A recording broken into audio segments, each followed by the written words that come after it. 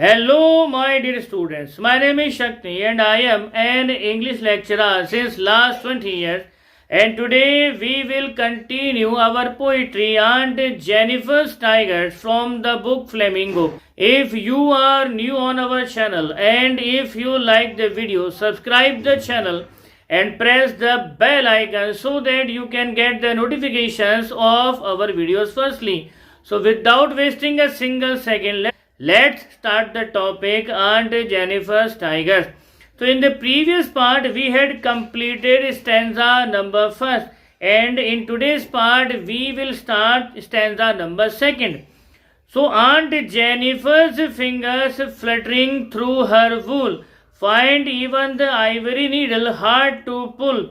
The massive weight of Uncle's wedding band sits heavily upon Aunt Jennifer's hand. तो दूसरे stanza में Adrian rich कहती हैं कि आंट जेनिफर की वो उंगलियां कांपने लगती हैं थ्रू हर वूल, कि जैसे ही जो है आंट जेनिफर अपने पति को देखती हैं, उनको देखते ही जो है आंट जेनिफर की उंगलियां कांपने लगती हैं। उस स्थिति में जब वो हाथी दांत की बनी जो है सलाइयों से ऊन से कुछ बुन रही थी और अपने पति को देखते ही उनकी स्थिति ऐसे हो गई है कि हाथी दांत की बनी हुई वो नुकीली सलाइयाँ सुइयाँ जो है उस ऊन के पार भी नहीं जा पा रही है। आखिर इस लाइन के थ्रू जो है एड्रियन रिच कहना क्या चाहती हैं? तो इस स्टैंजा की लाइन से एड्रियन रिच सीधे सीधे ये कहना चाह रही है, दो कंडीशन डिफाइन कर रही है वो। पहली तो आंट जेनिफर की जो मैरिड लाइफ है वो बहुत ही एक तरह से नाइटमेयर से भरी हुई थी, बहुत ही वर्स्ट उनकी मैरिड लाइफ थी। तो इस मैरिड लाइफ में आंट जेनिफर को जो है मेंटली बहुत ज़्यादा टॉर्चर झेलना पड़ा। तो उनकी मानसिक स्थिति इस हद तक वीक हो चुकी है कि अपने पति की साइट या अपने पति को देखते ही जो है कांपने लगती है और उनकी उंगलियां कांप रही है। तो कांपती उंगलियां दो चीज़ों को डिफाइन कर रही है, उनकी मेंटल और फिजिकल वीकनेस को। तो कोई इंसान अगर किसी पर्सन को देखते ही कांपने लग जाए तो ये तो तभी पॉसिबल है जब उस पर जुल्म की इंतहा हो जाए। तो यहाँ पर आंट जेनिफर की शादीशुदा जिंदगी का वो पार्ट हम महसूस कर सकते हैं जहाँ पर उनके हस्बैंड ने उनके ऊपर बेइंतहा टॉर्चर किया, अत्याचार किया और हालत इस हद तक बदतर हो गई है कि जब जब वो अपने पति को देखती हैं तो मारे घबराहट के उनके हाथ कांपने लगते हैं कि अब न जाने कब कहाँ कौन सी बात पर उनको जो है वो जिल्लत व इंसल्ट व अपमान झेलना पड़ेगा, फिजिकली भी और मेंटली भी। तो शादी के इन लंबे सालों के दौरान आंट जेनिफर की मेंटल हालत बहुत ज़्यादा वीक हो चुकी है, वो बहुत ज़्यादा फिजिकली वीक हो चुकी है। और जैसे ही अपने पति को वो देखती है तो उनको देखते ही जो है उनके हाथ कांपने लगते हैं और इस हद तक कांपने लगते हैं कि कोमल जो ऊन है उस ऊन के अंदर हाथी दांत की बनी हुई वो सलाइयाँ भी उनसे पार नहीं हो पा रही है। The massive weight of uncle's wedding band sits heavily upon aunt Jennifer's hand. तो आंट जेनिफर के हाथों पर उनकी शादी का वो बंधन वो जो है बहुत ज़्यादा भारी महसूस हो रहा है।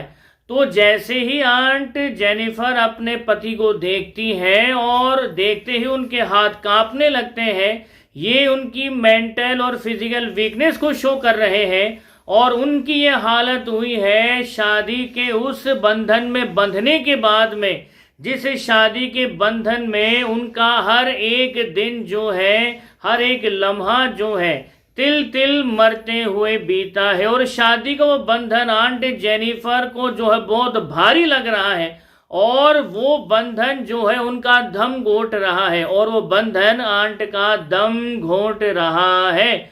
वो उससे निकलना चाहती है लेकिन निकल नहीं पाती है।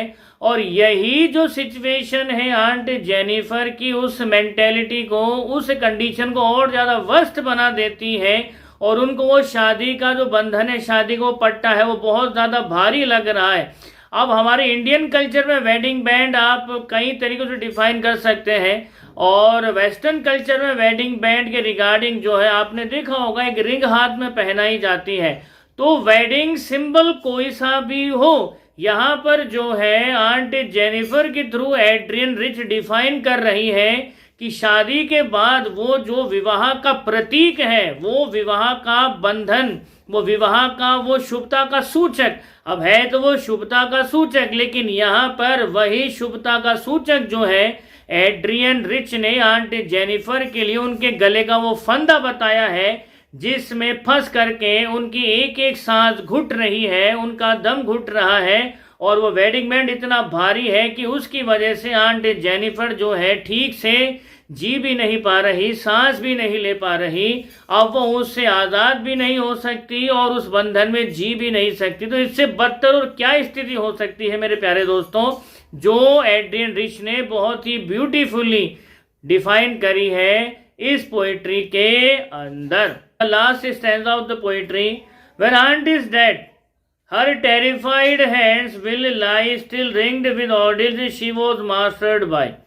तो यहाँ पर एड्रियन रिच इस स्टैंजा की आखिरी पंक्तियों में कहती है कि जब आंट जेनिफर की मृत्यु हो जाएगी, अब ऑब्वियसली सीधी सी बात है कि जिस लेवल का टॉर्चर, जिस लेवल का मानसिक उत्पीड़न या जिस लेवल का दुख एड्रियन रिच ने डिफाइन किया है आंट जेनिफर के लिए, तो वो ज़्यादा दिनों तक जो है उस दुख को जो है झेल तो पाएंगी नहीं। तो सूनर और लेटर उस स्थिति में उनकी मृत्यु तो होनी ही है, लेकिन यहाँ उन्होंने डिफाइन किया है कि जब आंट जेनिफर की मौत हो भी जाएगी, हर टेरिफाइड हैंड, उनके हाथ तो तब भी कांपते ही रहेंगे। अब भला क्यों कांपते रहेंगे कि शादी के बाद इतने लंबे समय तक उन्होंने जीवन में इतना दर्द झेला, इतना पेन झेला, इतना टॉर्चर झेला, इतना दमन झेला, इतना ज़्यादा उत्पीड़न झेला है कि वो जो कड़वा एक्सपीरियंस है वो शायद मरने के बाद में भी उनके साथ जो है जाएगा, वो यहीं छूटने से तो रहा। और सिर्फ यही नहीं, मरने के बाद भी उनके हाथ वो कांपते रहेंगे। याद रखिए उनके हाथ किस वजह से कांपते थे, जब जब वो अपने पति को देखा करती थी तो मारे डर के उनके हाथ कांपा करते थे, लेकिन आज जब वो संसार से विदा हो रही हैं तब भी आंट जेनिफर के वो हाथ शायद कांप रहे होंगे, और वो हाथ जो है घिरे रहेंगे, स्टिल रिंग्ड विद ऑर्डिल्स, वो हाथ घिरे रहेंगे उन कठोर कठिन परीक्षाओं से, जिन कठोर और कठिन परीक्षाओं ने आंट जेनिफर के सारे जीवन को जो है अपने वशीभूत किया हुआ था, या जिन कठिन परीक्षाओं ने आंट जेनिफर के सारे जीवन को जो है कंज्यूम कर लिया था। अब भला वो कौन सी कठिन परीक्षाएं हैं? शादी के बाद एक औरत जो है सिर्फ किसी की पत्नी नहीं होती, वो किसी की भाभी भी है, किसी की ननद भी है, किसी की जेठानी भी है, किसी की देवरानी भी है, और इन द लेटर टाइम वो दादी भी बनती है, किसी की नानी भी बनती है। तो जिम्मेदारियां तो पुरुष पर भी आती है, लेकिन हमारे जो समाज के अंदर विशेष रूप से औरतों के ऊपर जो कुछ जिम्मेदारियां हैं वो प्रिसाइसली इस तरह से जो है डाली गई है, या यूं कहिए कि उनको उन जिम्मेदारियों में कुछ इस तरह से बांधा गया है कि हर एक रूप में उनसे जो है एक्सपेक्टेशंस बढ़ जाती है। मान लो किसी घर में कोई नई नवेली दुल्हन जो है एंटर करती है, तो एक आदर्श बहू के रूप में उससे जो एक्सपेक्टेशंस हैं वो जो है रिक्वायर्ड होती है, लेकिन इस एक्सपेक्टेशंस के साथ में लोग ये भी भूल जाते हैं कि अगर आदर्श बहू आपको चाहिए तो पहले आदर्श ससुराल वालों की एक मिसाल तो पेश करिए। अगर आपको एक आदर्श भाभी चाहिए तो उसके अकॉर्डिंग जो है आप भी वैसे बिहेव करना सीखिए। अगर आपको एक आदर्श जेठानी चाहिए तो उसके अकॉर्डिंग आप व्यवहार करना सीखिए। इन शॉर्ट, अगर आप किसी से कोई ऐसा व्यवहार प्राप्त करना चाहते हैं जो बहुत ही रेस्पेक्टफुल हो, तो पहले रेस्पेक्ट तो दीजिए। जब आप वो देना नहीं चाहते, बदले में बहुत ज़्यादा एक्सपेक्टेशंस आप पाल लेते हैं, तो सिवाय रायता फैलने के कुछ होता नहीं है। और ये आज के समय की सबसे कड़वी सच्चाई है। शायद यही एक वजह है कि भारतीय समाज में परिवारों का विघटन बड़ी तेजी से हो रहा है, जॉइंट फैमिलीज लगातार टूट रही हैं और न्यूक्लियर फैमिलीज का जो है बड़ी तेजी से जो है प्रसार हो रहा है। अब परिवारों के टूटने की वजह हम किसको माने? क्या केवल एक बहू ही दोषी है? क्या सास का उसमें कोई रोल नहीं है? अगर सास ये मान ले कि जो आ रही है वो मेरी बहू नहीं बेटी है, तो शायद सारी समस्याएं वही खत्म हो जाएंगी। और एक बहू जो अपने ससुराल में जा रही है, अगर वो ये मान ले कि ये जो है औरत ससुराल में उसकी सास नहीं माँ है, तो जो केयर जो रेस्पेक्ट वो अपनी माँ के लिए रखती थी, अगर वही रेस्पेक्ट और केयर अपनी माँ के लिए रख ले, तो आई थिंक सारी समस्याओं का सॉल्यूशन वहीं पर ही हो जाएगा। लेकिन समस्या की असली जड़ ही यही है कि बहू को बहू ही माना जाता है और उससे वो सारे के सारे आदर्शवादी परंपराएं और XYZ जो भी रिचुअल्स हैं उसे परफॉर्म करने की रिगार्डिंग जो है एक तरह से बाउंड किया जाता है, फोर्स किया जाता है। और जब वो किसी वजह से, हालांकि कोशिश वो पूरी करती है, लेकिन अगर किसी वजह से अगर वो खरी नहीं उतरती है तो वहीं से उसके जो है पतन की शुरुआत हो जाती है। As I had told you, अगर आपको आदर्श बहू चाहिए, आदर्श पत्नी चाहिए, तो एक आदर्श पति का एग्जाम्पल आप सेट करिए, एक आदर्श सास का एग्जाम्पल आप पेश करिए, एक आदर्श ससुर का एग्जाम्पल आप पेश करिए, इन शॉर्ट एक आदर्श ससुराल का एग्जाम्पल आप पेश करिए, तो आपको बहू नहीं बेटी ही मिलेगी। लेकिन ये भी कड़वा सच है कि ऐसी चीजें बहुत कम देखी जाती है। जहां पर ये है वो घर घर नहीं स्वर्ग है, लेकिन जहां पर ऐसा नहीं है वहां तो हर दिन पंगे टंटे लड़ाइयां चलती ही रहती हैं। तो इसी चीज को आंट जेनिफर के रूप में एड्रियन रिच ने बहुत ही बखूबी दर्शाया है कि जब आंट जेनिफर की मौत हो जाएगी तब भी वो उनके हाथ उन कठिन परीक्षाओं में घिरे रहेंगे। वो कठिन परीक्षाएं जिन्होंने सारी जिंदगी उनको अपने बस में कर रखा था। अब एक चीज और शायद आपने नोटिस करी हो कि शादीशुदा औरत की लाइफ में एक अंतिम परीक्षा बाकी रह जाती है मरने के बाद भी। अगर वो सुहागन है तो उसका अंतिम संस्कार सुहागन की तरह ही होता है, और अगर वो विडो है तो एक विडो की तरह उसका अंतिम संस्कार किया जाता है। ये एक अंतिम अग्नि परीक्षा है, ये एक अंतिम परीक्षा है जो उसे दुनिया से जाते जाते भी देनी पड़ती है। लेकिन पुरुषों के साथ ऐसा कुछ भी नहीं है। वो चाहे मैरिड हो चाहे विदुर हो, किसी भी स्थिति में हो, नॉर्मल वे में उसका अंतिम संस्कार होता है। मगर एक औरत अगर सुहागिन है और उसकी जो है मृत्यु अपने पति से पहले हुई है तो सुहागन की तरह दुनिया से विदा होती है।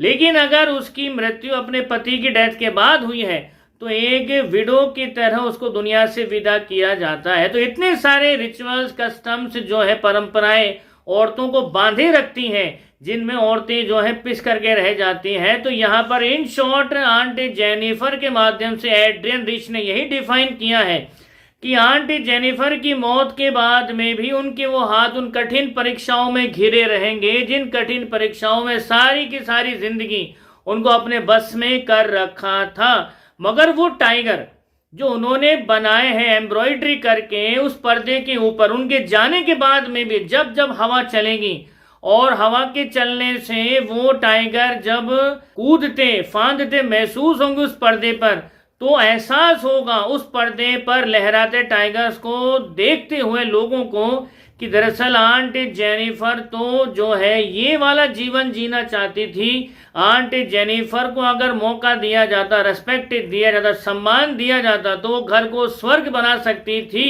लेकिन शादी के बाद उनकी स्थिति क्या से क्या हो गई। वो जीना चाहती थी सम्मान से, रेस्पेक्ट से, और उनको जो है टॉर्चर कर करके अधमरा कर दिया और मेंटली फिजिकली इतना वीक हो गई कि बेचारी अपनी पति को देखते ही डर जाया करती थी। तो यहाँ पर लास्ट की पंक्तियों में एड्रियन रिच ने साफ साफ कहा है कि वो क्या थी या क्या बनना चाहती थी, लेकिन शादी के उस मैसिव वेडिंग बैंड ने उसको क्या से क्या बना दिया।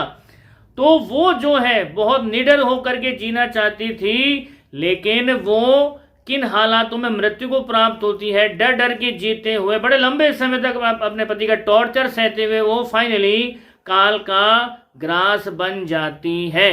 तो ये है हमारी पोइट्री के फाइनल वर्ड्स और इसी के साथ पोइट्री हमारी खत्म होती है। लेकिन एक सवाल यहाँ पर यही है कि देखिए हर एक वुमेन फोक को हक है अपने हिसाब से अपनी लाइफ को जीने का, लेकिन जो है समाज और सोसाइटी के अंदर उनको वो जो हक जो है दिया नहीं जाता। आप भी इस चीज़ को देखते हैं कि एक कंट्रोल्ड एनवायरनमेंट में उनको रहना ही पड़ता है, एक बेटी के रूप में, एक पत्नी के रूप में। अब जब वो माँ बन जाती है तो शुरू से लेकर एंड तक एक जो वुमेन फोक है वो दूसरों के हिसाब से ही अपनी जिंदगी को जीती है। पहले पिता की इच्छाओं का सम्मान रखना पड़ता है, फिर पति की इच्छाओं का सम्मान रखना पड़ता है। तो थ्रू आउट हर लाइफ एक वुमेन फोक जो है सेक्रीफाइसेस करती हुई आती है। लेकिन ये एक विडंबना है, ये एक दुख है, ये एक गहरा दर्द है कि उसके सेक्रीफाइस को कभी जो है एक्नॉलेज किया ही नहीं जाता। और यही तो सबसे बड़ी पीड़ा है उस औरत की कि वो क्या चाहती है, सम्मान ही तो चाहती है थोड़ा सा आपसे। और अगर आप थोड़ा सम्मान दे दो उसको तो आपके घर को वो स्वर्ग बना सकती है। उसके अंदर वो काबिलियत है, जैसे शेर टाइगर जंगल का राजा है। तो अगर आप अपनी पत्नी को वो थोड़ा सा हक दे दो, उसको अपने हिसाब से चीज़ों को मैनेज करने दो, ठीक वैसे जैसे टाइगर जंगल में रूल करता है, वैसे ही आपकी पत्नी आपके घर को कहाँ से कहाँ लेकर चली जाएगी। लेकिन बदले में वो सिर्फ एक ही चीज़ चाहती है, वो है सम्मान और थोड़ी सी रेस्पेक्ट अपने पति से और ससुराल वालों से। With these words, I finish my poetry on Jennifer's Tigers. We will meet again with in-depth analysis of some other topic. Till then, keep smiling. Jai Hind, Jai Bharat, Vande Mataram.